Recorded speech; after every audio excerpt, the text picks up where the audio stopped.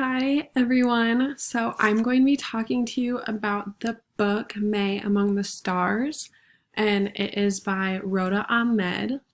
So this story, what we're going to have you read, is about Dr. Mae Jemison. So it kind of follows along in her childhood, and she always loved science and loved being outside and looking up at the stars and knowing that she would travel to space one day. She was so infatuated with it and told everyone she knew, I'm going to space, I'm going to space, I want to be with the stars. And her parents said, if you dream it, if you believe in it, and if you work hard for it, you can do it. And that's how they raised her.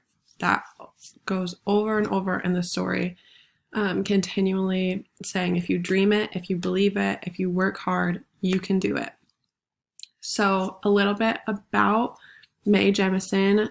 At 16 years old, she enrolled at Stanford University and got a Bachelor's of Science degree in chemical engineering, and then went and got her MD at Cornell Medical College. And then she applied to NASA's astronaut training program, and she was accepted in June of 1987. So she was the first African American female astronaut.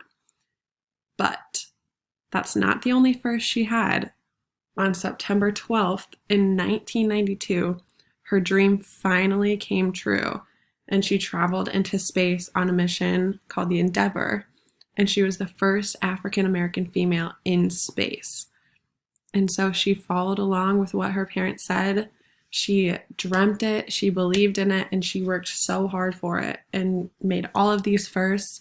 And this is just an example of women in STEM, women in NASA, and just really believing in yourself and getting things done. And it's a really, really great story, and I hope you guys like it.